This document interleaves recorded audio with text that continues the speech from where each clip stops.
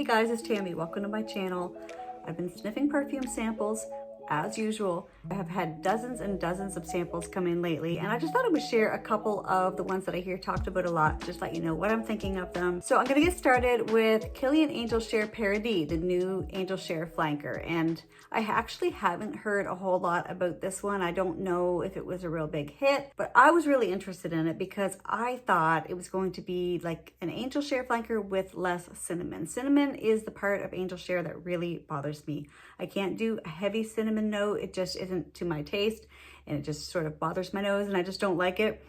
So I was hoping that Paradis would be just sort of more my style, and it is in a way. So when it opened up super ambery with raspberry. So definitely an ambery raspberry. That was my entire first impression of the opening of Angel Share Paradis. And what the raspberry was doing in this perfume is not too much different than what raspberry does to me in real life. I find raspberry one of the most sour berries.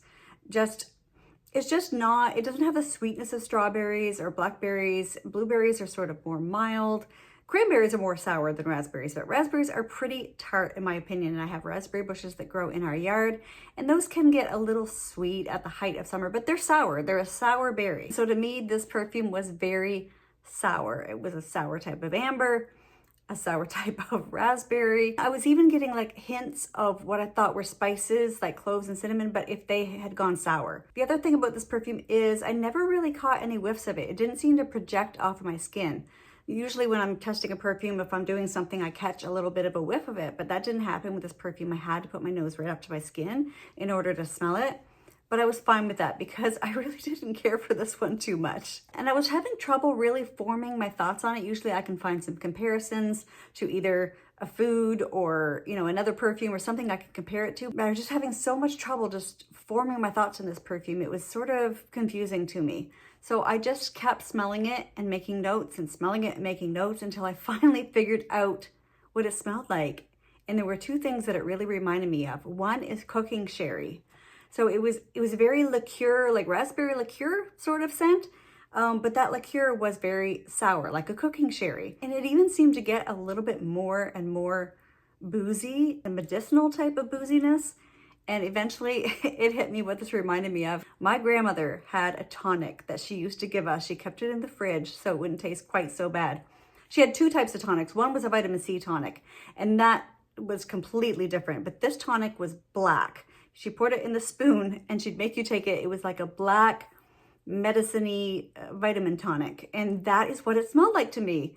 And as soon as I had that connection in my brain, I understood Angel Share Paradis. Like it made sense to me. And I was like, okay, it's sort of boozy. Boozy is mostly the word I would use to describe it. Now later on in the dry down, I actually did get cinnamon, which is fine because it's not going to be for me anyway. So it can go ahead and have cinnamon. I don't mind. So it's definitely, I didn't personally connect with this fragrance. It's not going to be for me. That is just a relief because if I happened to have loved it, it's quite pricey and I'd rather save my money and get some things that are already on my wish list instead of adding new things to the wish list all the time.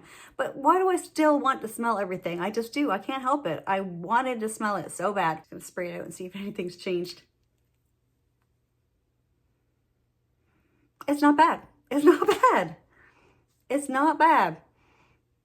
It sort of has the Fragrance du Bois Cavort vibe, spicy and woody. It's not as bad as I remember, just smelling it in the air like that. I actually don't mind that.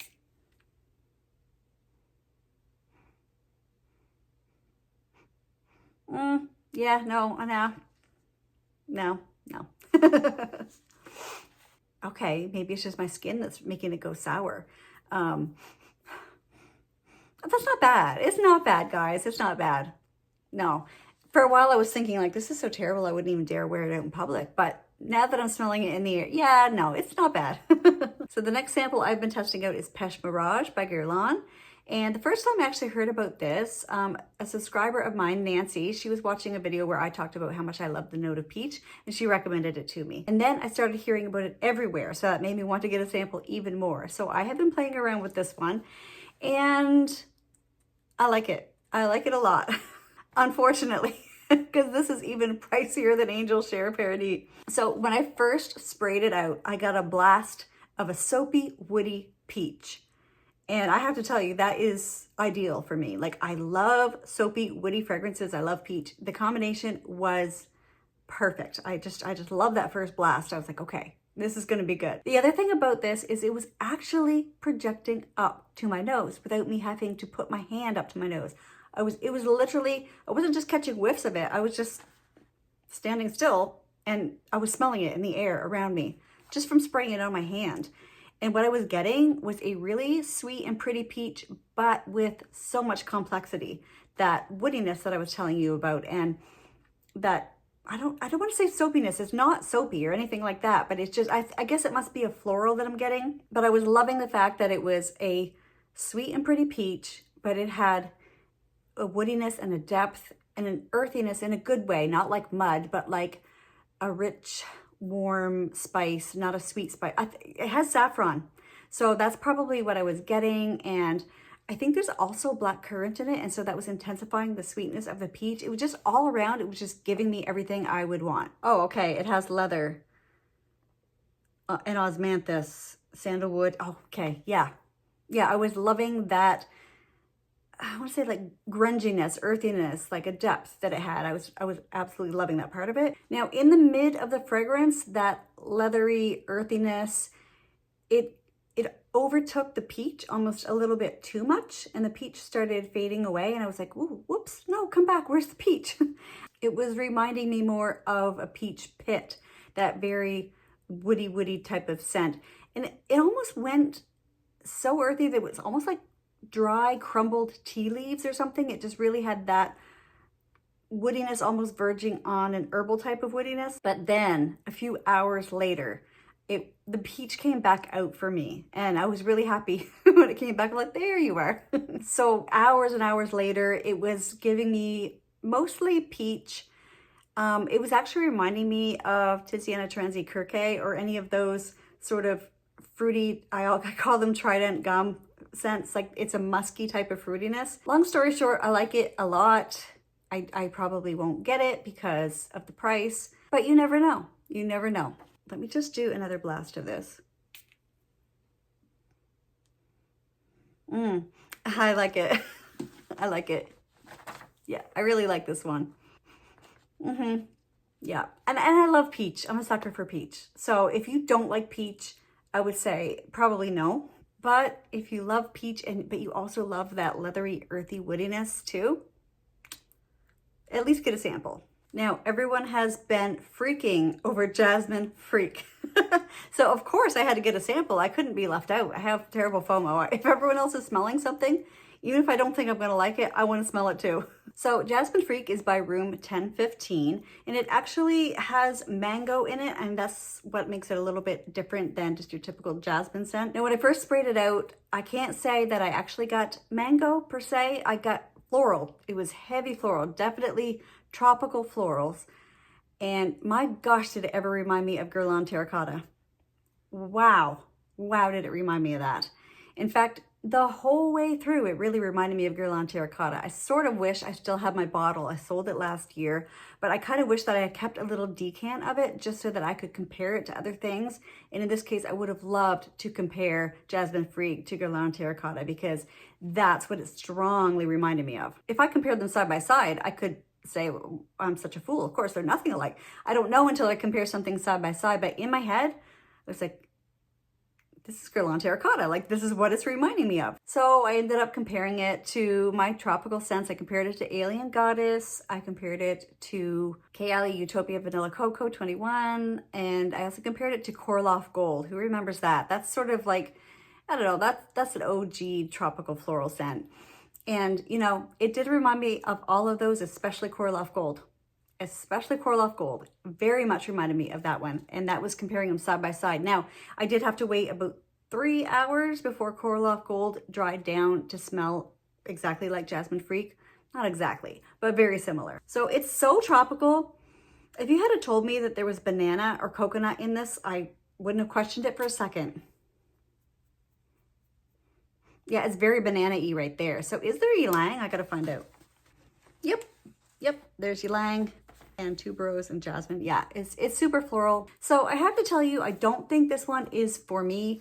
I think it's a little bit too much of that ylang coming through. So it's going kind of banana for me, way into the dry down.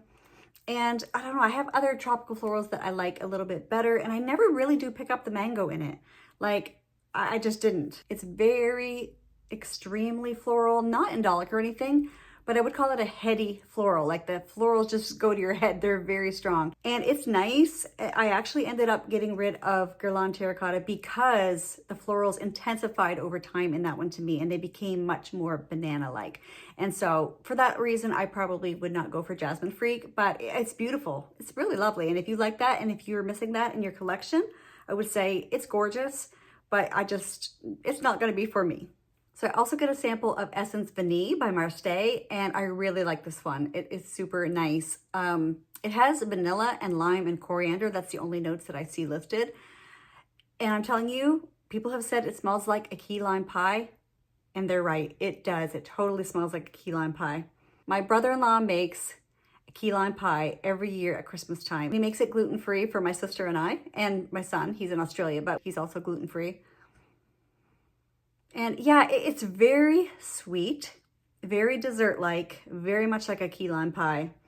I'm surprised the name isn't something about lime or a key lime pie, honestly.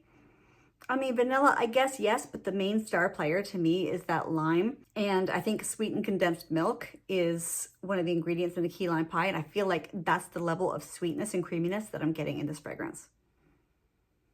Really, really pretty. It does remind me of fragrances like Unknown Pleasures by Kerosene, if that was lime instead of lemon. But yeah, I really, really like it. And it's super strong. I like that about it too. So I was a really big fan of Essence Vanille. Will I purchase it? I have heard that it's a little bit difficult with the shipping to Canada. So maybe a little bit later on, if it becomes a little bit easier, maybe, because it's really, really nice. I really do like it. But right now, I'm just happy that I get the chance to smell it. So I'm not sure how many more I'm going to talk about in this episode. I have, they're all laid out here on the piano. I have dozens and dozens of samples.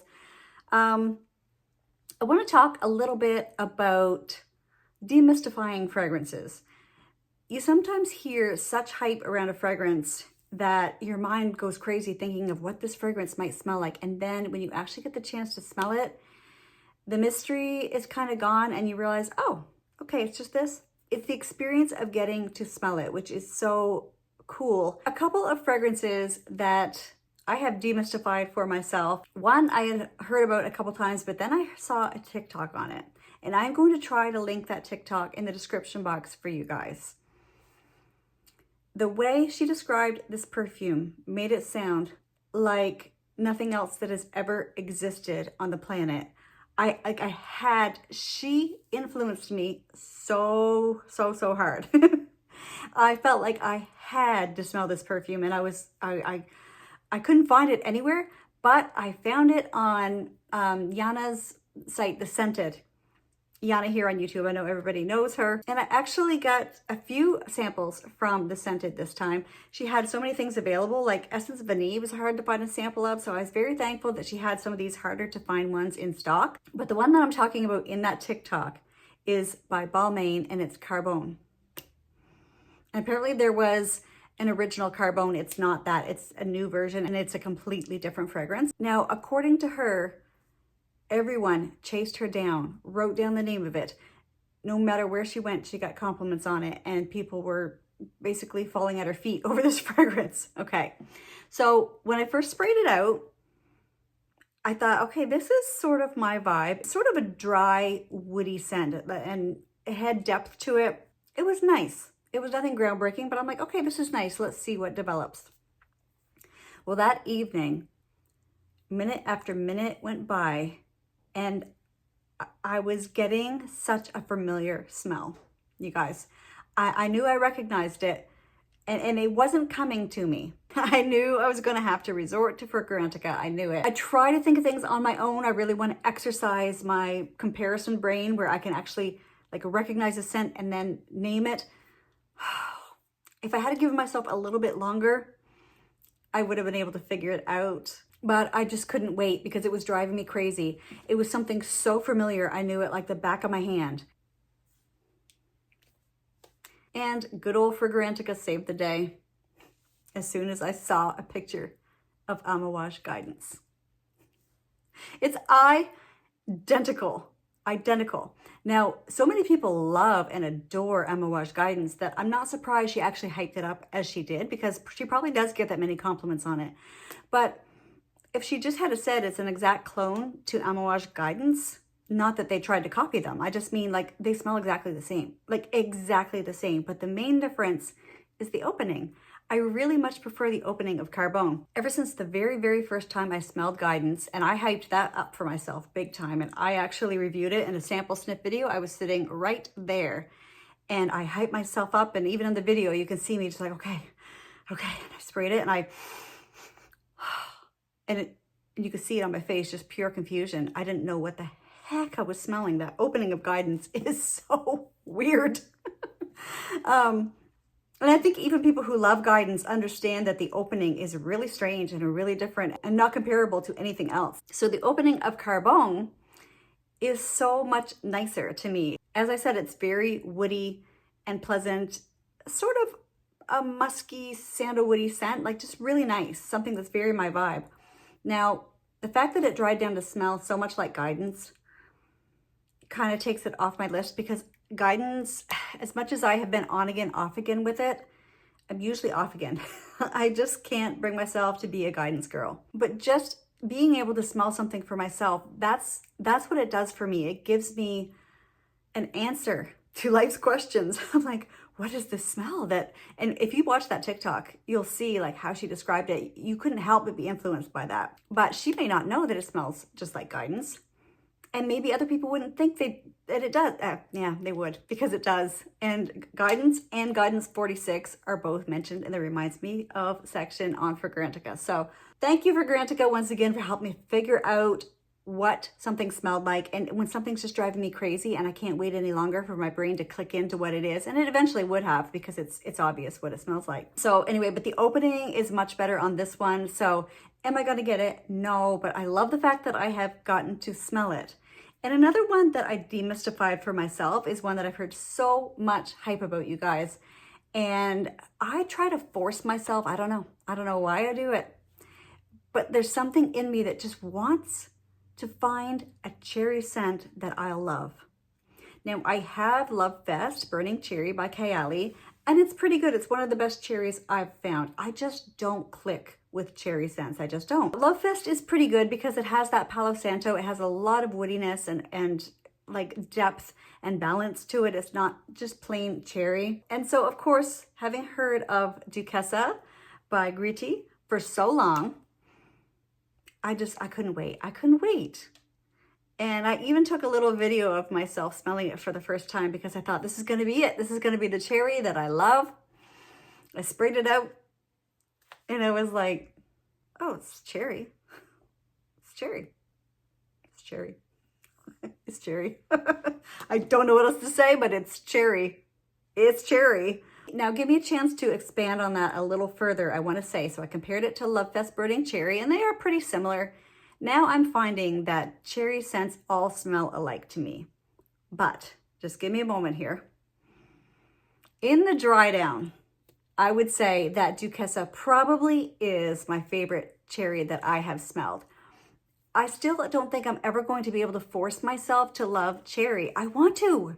You guys, I want to. Why is it? I think it's because everyone else loves it so much and I just want to be in the gang. I want to join in, but I just can't force myself to like cherry. No, oh, actually Ruby Rush by Paris Hilton is probably my favorite cherry scent. That I'm going to actually play around with my sample of that again soon, because if I can, I'd love to have a cherry scent, you know? I want to join you guys. I want to be in the gang. I want to be in with the group, you know? So I think I'll just stop right here for today, and I'll talk about some more samples in upcoming videos. Like I said, I have dozens and dozens that maybe I'll write a little list in the description box and you guys can look through them and pick one or two that you're interested in hearing my thoughts on. and just drop it in the comments and I will try to get to those ones next. Anyways, I really appreciate you guys taking your time and spending it with me. Thank you so much. I'd appreciate it if you would just send me a like if you like this video.